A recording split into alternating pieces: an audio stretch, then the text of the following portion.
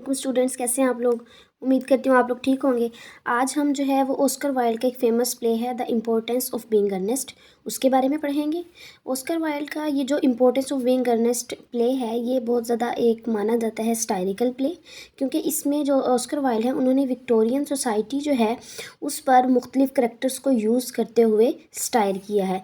जैसा कि इसके दो मेन करेक्टर्स हैं, जैक और एल्जरनॉन। इन दोनों की स्टोरी को उन्होंने इस तरह से लिखा है कि आप जब इसको पढ़ते हैं तो आपको फील होता है कि उस वक़्त के लोग, मतलब कि विक्टोरियन सोसाइटी के जो लोग थे ना, उनका रहन सहन क्या था और वो किस तरह से जो है ना वो अपने करैक्टर को और अपनी असल पर्सनैलिटी को ढालते थे। मतलब कि जैसे आप ये कह लें कि वो डुअल पर्सनैलिटी पीपल थे तब के लोग ज़्यादातर।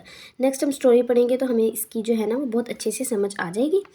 सबसे पहले हम ये कह सकते हैं कि ऑस्कर वाइल्ड का जो ये प्ले है the importance of being Earnest, ये एक तरह से ऑस्कर वाइल्ड का मास्टरपीस माना जाता है। मास्टरपीस मानने के 3 एस्पेक्ट्स हैं जो इसमें शामिल हैं।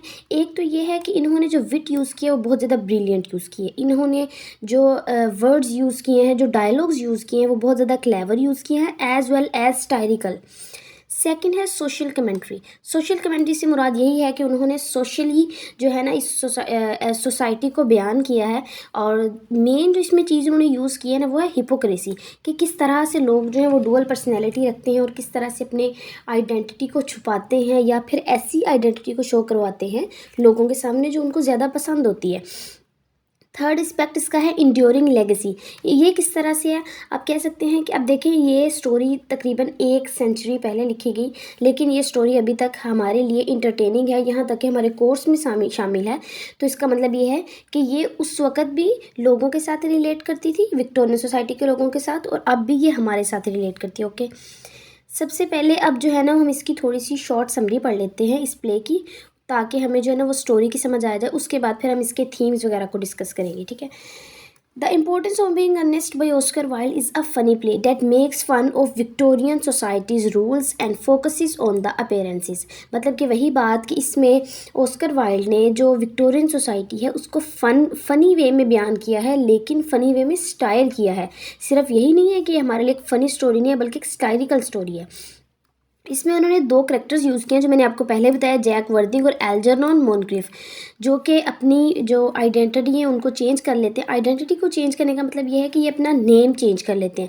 जैसे ये देखें, Jack uses the name Earnest to impress Gwendolen. Gwendolen जो है वो इसकी वो गर्लफ्रेंड है जिनके साथ ये शादी करना चाहता है, मतलब जैक। और दूसरा पर्सन है एल्जरनॉन जो कि जैक का फ्रेंड है। ये भी अपना नेम जो है वो चेंज करता है और अपना नेम जो है ना वो अर्नेस्ट रख लेता है।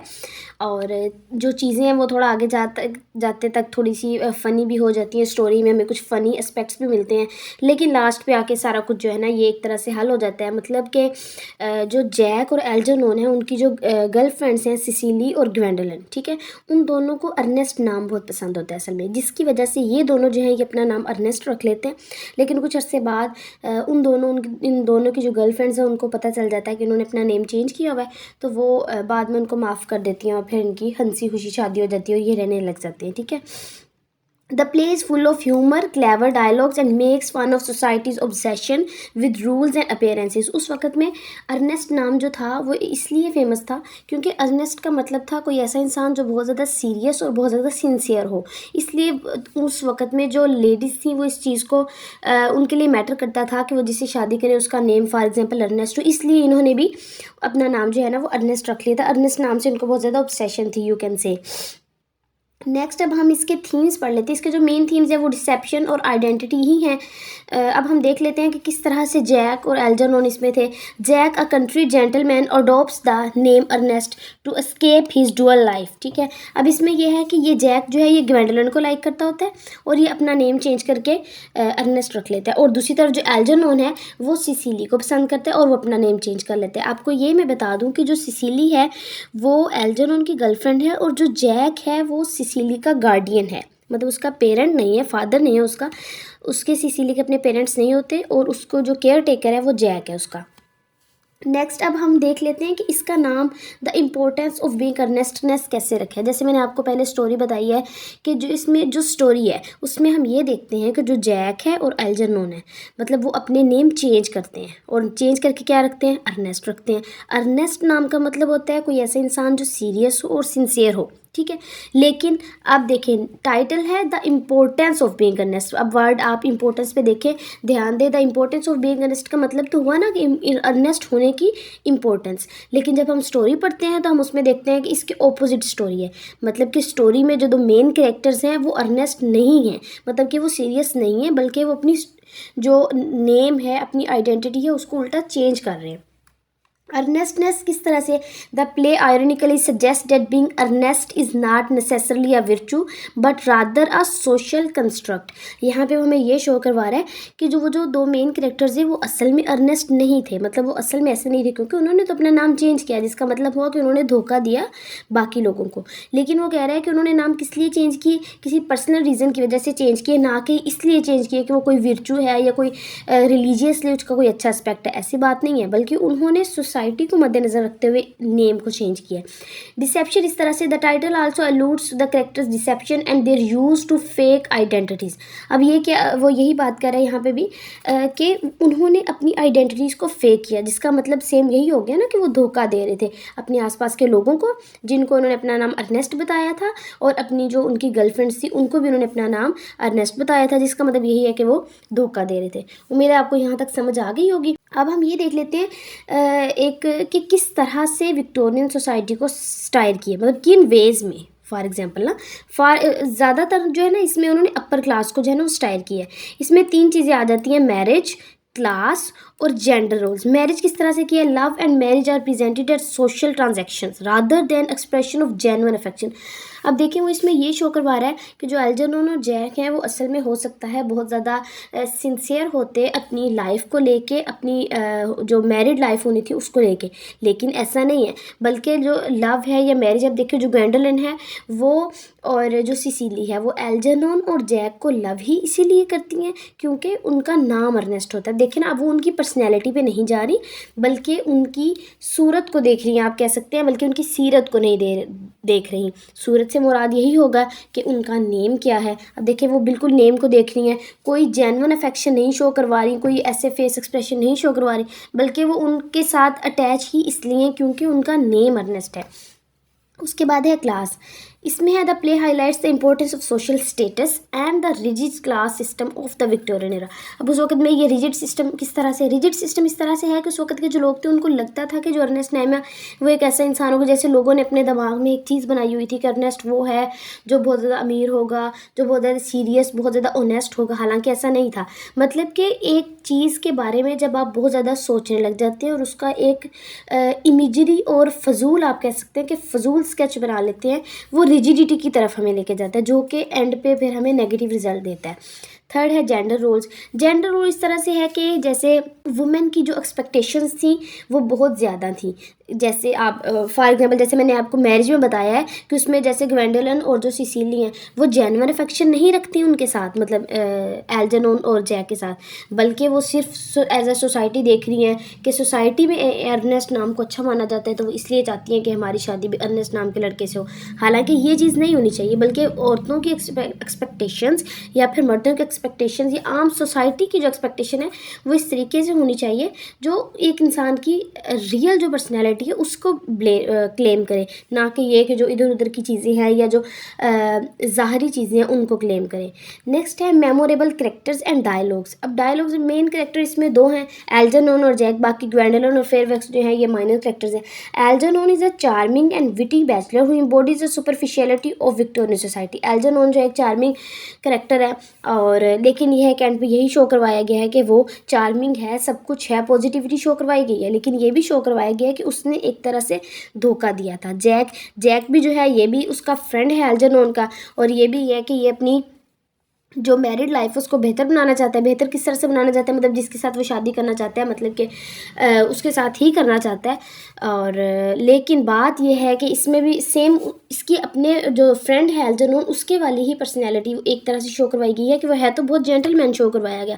वैसे जैसे एल्जरनॉन को बहुत ज़्यादा चार्मिंग, इस तरह जैक को बहुत ज़्यादा जेंटलमैन शो करवाया गया, लेकिन ये भी जो है ये अपनी जो आप कह सकते हैं कि अपनी ख्वाहिश को पूरा करने के लिए जो है ना वो गलत इस्तेमाल करता है। गलत इस इस्तेमाल, वही नेम को चेंज करके, अपनी आइडेंटिटी को चेंज करके। ग्वेंडोलिन जो है ये भी जो है ना वो फ्रेंड होती है जैक की, मतलब एल्जरनोन की ये कज़न होती है, खालाजाद बहन होती है, और जैक की जो है ना ये गर्लफ्रेंड होती है। एल्जरनोन की गर्लफ्रेंड सिसिली होती है और जैक की गर्लफ्रेंड ग्वेंडोलिन होती है, जो कि एल्जरनोन की कज़न है। उसके बाद ये अब हम ये देख लें कि ये किस तरह से जो प्ले है इसकी पॉपुलैरिटी हम किस तरह से देख सकते हैं, किस तरह एक सेंचुरी गुजरने के बाद ऐसी कौन सी चीज़ें, ऐसे कौन से एस्पेक्ट हैं जो अभी तक ऑडियंस को प्रोवोक करते हैं कि इसको पढ़ें या कोर्स में अपने, फॉर एग्जांपल आप कह सकते हैं कि शामिल करें। Enduring humour, the plays witty dialogues and clever word play continue to resonate with audience today. आज की सोसाइटी में भी हम देख सकते हैं कुछ ऐसे लोग होते हैं, फॉर एग्जाम्पल ठीक है वो अर्नेस्ट नाम को ना भी इंपॉर्टेंस देते हो, लेकिन आज की सोसाइटी में बहुत से लोग ऐसे होते हैं जो किसी इंसान की ज़ाहरी शख्सियत को उसकी कि वो कितना रिच है उस चीज़ को देख के जो है ना वो किसी इंसान के साथ ताल्लुक़ बनाते हैं, रिलेशन बनाते हैं। वो मैरिज रिलेशन भी हो सकता है, वो फ्रेंडशिप रिलेशन भी हो सकता है, वो कोई भी रिलेशन हो सकता है। लोग जो है उस चीज़ को शो करते हैं। सेकंड है romantic appeal, the play explores themes of love, marriage and social convention. मतलब कि स्टोरी के अंदर जो है वो मैरिज को शो करवाया गया है और थीम्स ऑफ लव को शो करवाया गया है, ठीक है।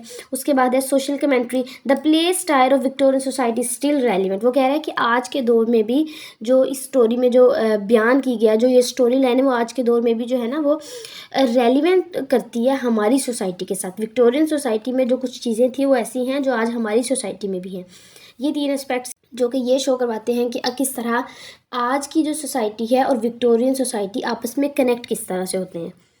नेक्स्ट लास्ट पॉइंट है लेसन्स क्या मिलते हैं हमें, या फिर आप कह सकते हैं कि किस तरह से ऑनेस्टी और ऑथेंटिसिटी एक इंसान के अंदर होनी चाहिए और ये कैसे एक इंसान की शख्सियत पर असरअंदाज होती है।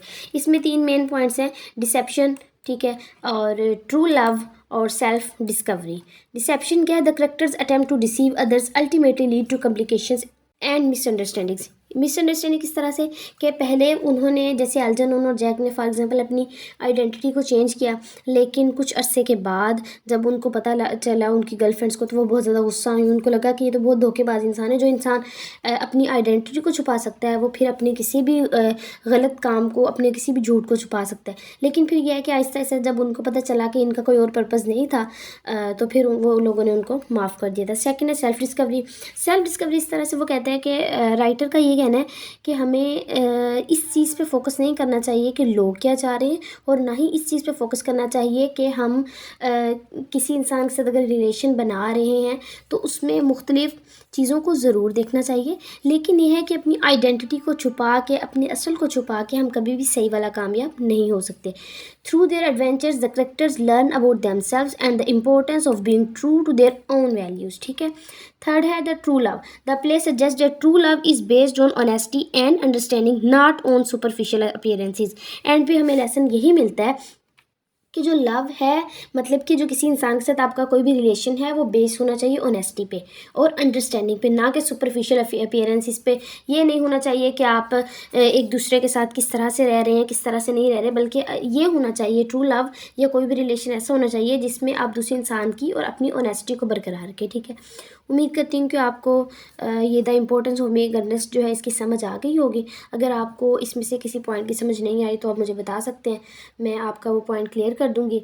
और अगर आपको वीडियो अच्छी लगी तो सब्सक्राइब टू माय चैनल और लाइक द वीडियो। अल्लाह हाफिज़।